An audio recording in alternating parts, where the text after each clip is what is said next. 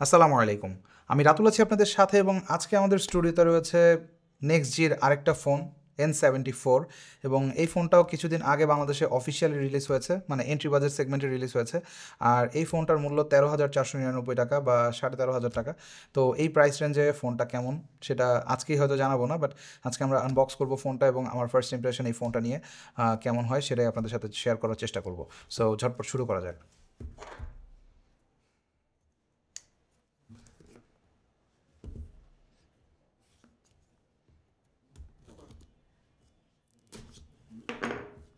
Alright, তো এই হচ্ছে আমাদের বক্সের ভিতরে আর একটা বক্স যেটা টিপিক্যালি ওয়ালটনের হয়ে থাকে। দেন এটা আমাদের সিল প্যাক, যেমনটা দেখতে পাচ্ছেন, কেটে ফেলতে হবে।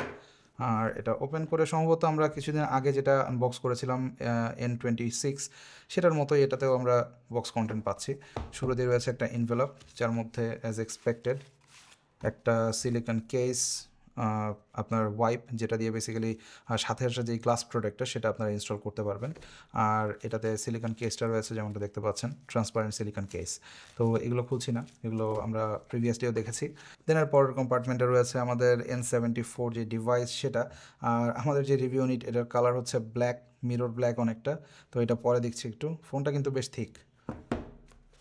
দেন লাস্ট কম্পার্টমেন্টে রয়েছে একটা USB A to C cable. And last but not the least, ওয়ালটনের যেই চার্জিং ব্র্যান্ড, অর্থাৎ অলভিও, সেই ব্র্যান্ডের একটা চার্জিং ব্রিক। তো এই ছিল বেসিক্যালি বক্সে। দেন আমরা যদি ফোনে চলে আসি, এই ফোনটা কিন্তু একেবারেই এন্ট্রি বাজার সেগমেন্টের ফোন। সো এন্ট্রি বাজার সেগমেন্টের ফোনের ডিজাইনও এন্ট্রি বাজার সেগমেন্টেরই হয়ে থাকে, আপনারা জানেন, যেটা কিছুটা মানে আইফোন ইন্সপায়ার্ড হয় মোস্টলি। আর এটাতে আপনারা যেই ব্যাগটা পাচ্ছেন এটা একেবারে মিরর ব্ল্যাক, এবং ফোনটা আনবক্স করতে করতে অলরেডি আমাদের হাতের ছাপ কিন্তু এটাতে বসে গেছে। যদিও এটা গ্লাস না, যেটার একটা ভালো দিক মন্দ দিক দুটোই রয়েছে। ভালো দিক হচ্ছে এটা হাত দিয়ে পড়লে ভাঙার চান্স নেই, আর মন্দ দিক হচ্ছে এটাতে কিন্তু স্ক্র্যাচ অনেক বেশি পড়বে। সো সাথে আসা যেই প্রোটেক্টিভ সিলিকন কেস সেটা অবশ্যই আপনার ব্যবহার করতে পারেন এটা প্রোটেক্ট করার জন্য। দেন সাইডে আসলে আমরা বাম্পারটা দেখতে পাবো ফ্ল্যাট, যেটা এখনকার 2024-এর একটা মানে ট্রেন্ডিং ডিজাইন বলতে পারেন।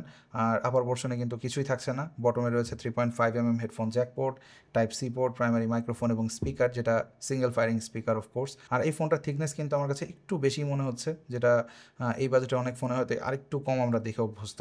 আর পাওয়ার বাটন এবং ভলিউম রকার একই পাশে রয়েছে। আর এই পাওয়ার বাটনে আপনারা এমবেডেড পাবেন ফিঙ্গারপ্রিন্ট, যেটার স্পিড আমরা একটু পরেই দেখছি। তো আমরা ডিসপ্লেটা অন করে ফেলি। অ্যান্ড দেয়ার ইউ গো, আমাদের সেট আপ ডান। তো এই ফোনটাতেও আপনারা আমাদের কিছুদিন আগে আনবক্স করা N26 যে ডিভাইসটা ছিল সেটার মতোই ইউআই পাচ্ছেন, হুবহু সেম। ওইটাতে যেই পরিমাণ ব্লোটওয়্যার আসে দুই একটা, এটাতেও কিন্তু সেম আসে, এবং এটাতেও কিন্তু ডোডিও ওএস রয়েছে, যেটা ওয়ালটনের নিজস্ব বা তাদের NEXG যে ব্র্যান্ডিং রয়েছে সেটার। বাট এটাতে প্রসেসিং পাওয়ার একটু ডিফারেন্ট, যেহেতু এটা আরেকটু কম বাজেট রেঞ্জের ফোন। তো এটাতে আপনারা পাচ্ছেন ইউনিসকের T606 প্রসেসর, যেটা একটা অক্টাকোর প্রসেসর। আর এটার সাথে র্যাম রয়েছে, ফিজিক্যাল র্যাম রয়েছে 4 GB। পাশাপাশি আপনারা মানে ওই যে স্টোরেজকে, যেটা আমরা ইউজুয়ালি ব্যবহার করতে দেখি ব্র্যান্ডগুলোকে, স্টোরেজকে র্যাম হিসেবে ব্যবহার করতে পারবেন আপ টু 4 GB। তো একেবারে ফ্রেশ একটা ফোন, ইউআইটাও এখন একদম ফ্রেশ, কোনো রকম সফটওয়্যার ইনস্টল করা হয়নি বা ওভারঅল ব্যাকগ্রাউন্ডেও খুব বেশি কাজ হচ্ছে না এখন।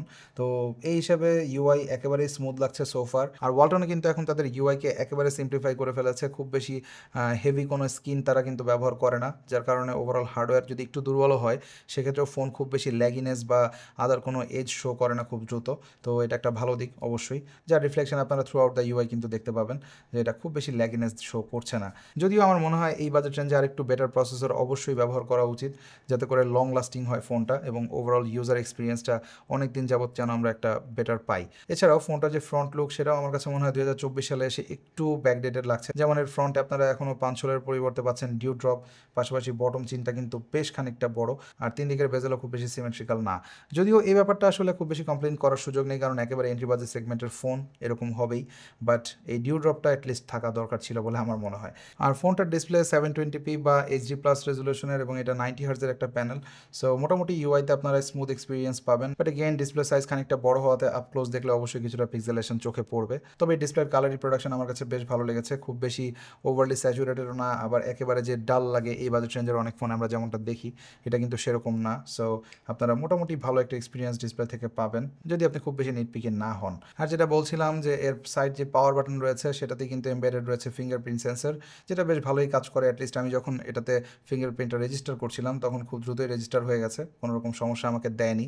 আর আনলকিং স্পিডের কথা যদি বলি, এটাতে জাস্ট ফিঙ্গারটা মানে প্লেস করলেই কিন্তু আনলক হয়ে যায়, একেবারেই মিস রিডিং বা খুব বেশি স্লোনেস এগুলো কিন্তু দেখিনি আমি।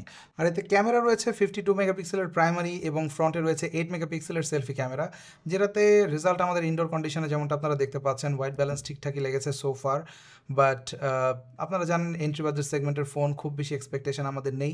তবে যতটুকু দেখলাম কালার মোটামুটি নিউট্রাল আসে, তবে ডিটেলের ঘাটতি কিছুটা থাকবে ডেফিনেটলি যদি আপনারা ফুল 52 মেগাপিক্সেলের ছবি না তোলেন। আর ফ্রন্ট এন্ড রিয়ার বোথ ক্যামেরা দিয়ে ভিডিও করা যাবে আপ টু 1080p 30fps। তো ওভারঅল 13,500 টাকা আমার মনে হয় যে কিছু জায়গাতে অবশ্যই কম্প্রোমাইজ রয়েছে, বাট এগেইন ওয়ালটনের প্রত্যেকটা প্রাইসে কিন্তু ভ্যাট ট্যাক্স ইনক্লুডেড। সো এটাতে এক্সট্রা কোনো ভ্যাট ট্যাক্স আপনাকে অ্যাড করতে হবে না, যেটা মানে গায়ে প্রাইস লেখা দেখছেন সেটাই পাবেন। আর অফিসিয়াল ওয়ারেন্টি তো থাকছেই। আর এতে ব্যাটারি স্পেক্স হচ্ছে 5000 মিলি অ্যাম্পিয়ারের, যেটাতে 18 ওয়াটের চার্জার দিয়ে ফাস্ট চার্জ করতে পারবেন আপনারা। বাট এগেইন এগুলো আরও একটু সময় নিয়ে টেস্ট করতে হবে। তো ওভারঅল আপনার কাছে এই NEXD N74 ডিভাইসটা কেমন লাগলো? 13,500 টাকায় আপনি এই ফোনটা কিনবেন কিনা সেটা চাইলে অবশ্যই কমেন্ট সেকশনে জানাতে পারেন। দেখা হবে পরবর্তী কোনো ভিডিওতে। সে পর্যন্ত সবাই অনেক অনেক ভালো থাকবেন, সুস্থ থাকবেন। আল্লাহ হাফেজ।